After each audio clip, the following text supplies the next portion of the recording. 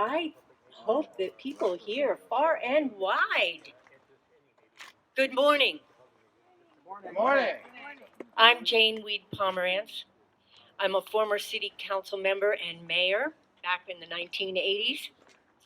Let me just say that it is with heavy hearts that we are here today. The survival and health of our democracy and the very foundation of trust by the public in our elections and in our leadership is at stake. We seek a thorough investigation of what transpired with 4 city council members, including Shebreh Kalantari-Johnson, in her capacity as a 3rd District Supervisor candidate, for potential violations of the Brown Act and in working with a political action committee to supersede campaign spending laws. We won't be taking questions during this brief press conference, but we'll make ourselves available afterwards to talk more briefly, to talk more extensively with you. I will, after my initial remarks, will then turn over the mic to several people who you see with me up here, and I'll introduce them when that time comes. Let me detail some of the facts as we know it. On May 2nd, Council members Shebreh Kalantari-Johnson, Renee Golder, Martine Watkins, and Donna Meyers attended a meeting of Santa Cruz Together.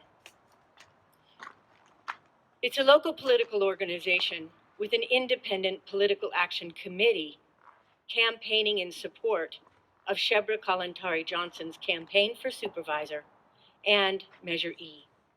A recording of the meeting reveals that Kalantari-Johnson made a campaign speech that was followed by solicitation of funds to the Santa Cruz Together PAC, which has no limit on individual contribution amounts, and candidate-controlled PAC are limited to $525 per person, as per Santa Cruz County law. The recording is available on YouTube. But let me just say that in the recording, this is a transcription, Lynn Renshaw is stating, "So, we have heard from Shebreh, and we've heard about Yes on Measure E. We need your help. So Santa Cruz Together is working on 2 mailers that will promote Shebreh's campaign. The mailers cost $15,000 each. We're using the same professional firm that we've used to produce our mailers and our digital campaigns for all of our successful campaigns. It's still the case that the best way to reach voters is through mailers. And to some extent, what they say is the candidate or the measure with the most mailers win, so we're doing pretty well on that. But tonight, we're aiming to raise that $10,000 we need to have the funding for the 2 mailers. And because of our generous donors tonight, we have a matching grant, so we can match donations up to $10,000. Tonight, I'm going to contribute $500 to chip away at that and to get part of that match. One of the advantages that we have set Santa Cruz Together is a political action network or political action committee, and so we don't have a contribution limit. That said, some quick logistics. We hope that you'll support us, and checks can be made out to Santa Cruz Together. Now, the Fair Political Practices Commission, or the FPPC, rules prohibit such coordination between candidates and independent PACs. These rules are in place to help prevent the buying and selling of our elections here locally and everywhere. We must stand for open and transparent democracy. So now I invite a few of the other folks up here with me to express their concerns about the situation. I'm sad to say that Catherine Byers, also former council member and mayor, was planning to join us today, but a family emergency has called her away. So she won't be joining us, but I do want to introduce Joy Schendel-Decker, who is a community organizer and concerned citizen, to give a few remarks. My name's Joy, and I am a little annoyed. We know that we need campaign finance reform at the national and state levels. This is a case that reminds us that we also need it at the local level, because voluntary spending limits are not working. If we want increased participation and trust in government, this is undermining that. If we want increased representation of people of color or other diverse groups, this is undermining that. The precarious, the working poor, and the barely middle class are already basically shut out of local governance and increasingly out of living here at all. So who is Santa Cruz for? They say, as Jane just detailed, that the candidate with the most money and the mailers and the most signs win. I got 4 Shebreh mailers in the last week. The latest one is the one from Santa Cruz Together that they spoke about at the meeting. Is this really how we want our leaders to be chosen? Through mailers. This isn't grassroots, this is astroturfing. This is the people with the most money and the most influence and the willingness to take large donations from out of our county, working to consolidate their power. And when our community leaders ignore or condone this behavior, it erodes our trust in them too. So a lot of people just turn off. Some of us get angry and fight back, and then we're accused of being mean. What we're attacking, we're not trying to be mean, but what we're attacking is bad policy and the rigging of the system. So don't gaslight us that we're behaving badly, right? They're playing games. So we're standing up for democracy, for our neighbors, for the working people all across our community. And I just want to say, Shebreh has invoked Ruth Bader Ginsburg a number of times, but most recently, very prominently on this mailing that I got recently. And, what would Ruth Bader Ginsburg have to say about this kind of situation that is being exposed here? Would she support the powerful elite with their clubby deals as they mobilize against renters and the houseless and against progressive community members? Or would she say, dissent is democratic? We want transparency and accountability so that people have faith in our local governments and they want to be involved and even run for office, You're here. Yeah. Thank you, Joy. Now I'd like to introduce Tim Fitzmaurice. He's a former city council member and mayor who came after my time and is also much taller. So, come on. I'll have to shout a little bit, make sure I can make some noise. I want to say that I'm not here to oppose Shebreh per se. I'm not here to support any particular candidate. I'm here on a principle. It's a principle that's crucial to me. It's a principle that has to do with the Brown Act and a principle that has to do with corruption. The first question I was asked by a reporter when I ran for office in '98 was, what do you know about corruption in Santa Cruz? And I was totally stunned. Because I knew nothing. I thought maybe I should know something. And in a sense, you need to understand that corruption happens in a very odd way in Santa Cruz. It's not a smoke-filled room. There's no smoke anymore. There's a room, and the room you go into has a lot to do with who you're going to support and how they are going to support you. And I've seen it.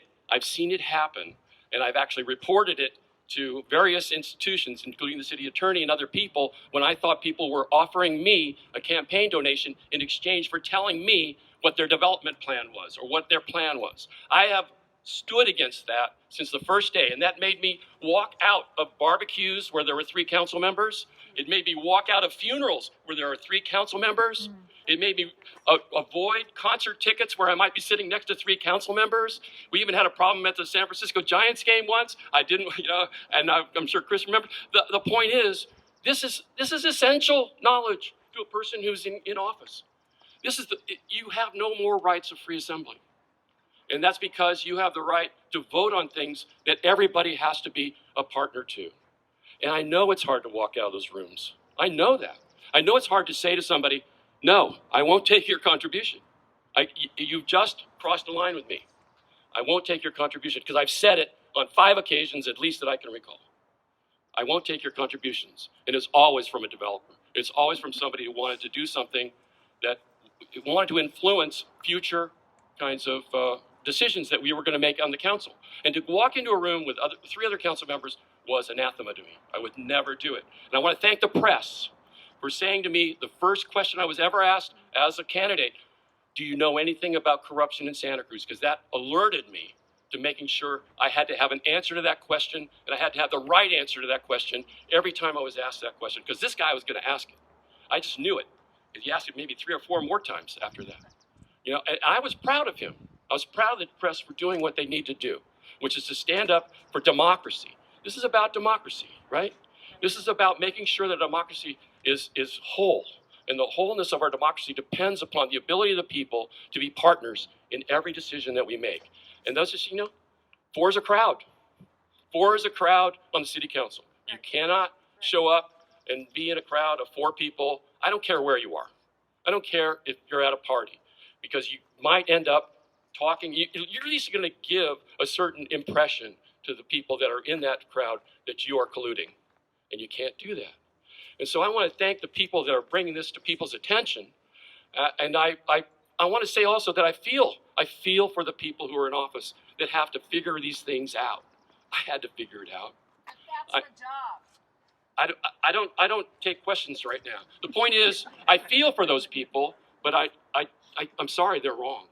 They're absolutely wrong, and they need to learn it. And I think I learned it the first week I was running for office, that you got to watch out. And of course, the city attorney has said, well, maybe there's nothing wrong with this situation. The city attorney always says that. Right. When you're a council member, the first answer is going to be, well, we'll figure out a way.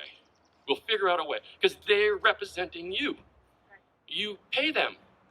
So don't listen to the city attorney as some sort of separate arbiter of things. The city attorney is going to try to make sense of whatever confused mind you bring to the situation. They've done it for me many times and helped me to figure out a way to make sense of it. But please don't listen to that as an argument for it.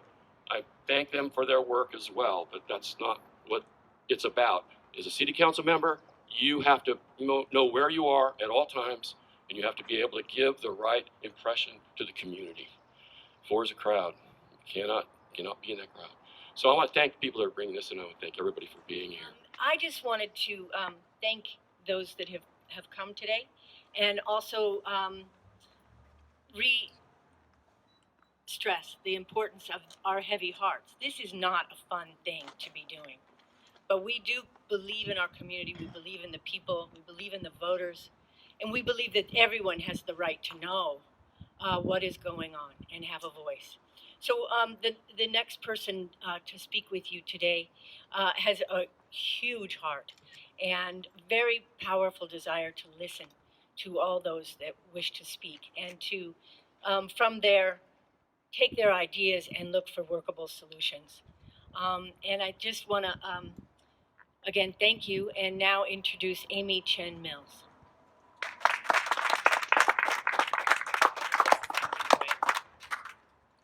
Hi, my name is Amy Chen Mills. I'm running for County Supervisor in District 3. My motto is, you don't have to pay me to talk to me. I will listen to you. Whoever you are, I will listen to you. Clearly, I am here in my role as someone who is running for public office and who is concerned about ethics in our elections. That cannot be denied. I think I'm going to take this off. Yeah, okay. But I am also here in my other role as a Santa Cruz County resident, voter, former journalist, mother, and lover of democracy and transparency. Independent expenditure PACs such as Santa Cruz Together are also called super PACs at the federal level. They allow vast amounts of money to flow into elections, and as a result, they unduly and unfairly prioritize the wealthy, corporations, big businesses, banks, the fossil fuel industry, and so many other entities and individuals to tilt our democracy toward the interests of the very few, and with untold damage to our civic life, to equity, and even to a livable planet. Santa Cruz Together is a local PAC that allows for unlimited donations from individuals to be used to influence campaigns here in Santa Cruz County. My opponent, Shebreh Kalantari-Johnson, appeared at a fundraising meeting of this PAC on May 2nd and spoke. What was needed for her campaign was discussed according to a recording made by a local resident. Our understanding of FPPC rules is that campaign coordination is not allowed, and that my opponent's campaign, and certainly not the candidate, should not be speaking with nor coordinating with a local super PAC. We cannot allow super PAC influence and big money from everywhere to buy our city and county elections. If I win office, I will be seeking to reinstate county election rules to cap donations of individuals to $525 or whatever the county limit may be then, across all campaign and local super PACs. That used to actually be the rule in this county. I will also seek to enact other meaningful campaign finance reforms so that we ensure all voices are heard and represented here in our beautiful and diverse county, where it has become increasingly hard, if not impossible, for working class families and people to live. Our campaign has filed an FPPC complaint regarding coordination between the PAC, Santa Cruz Together, and Shebreh Kalantari-Johnson. Resident Ann Simonton has filed a complaint with the district attorney regarding the Brown Act. We await the results, which may take up to 14 days.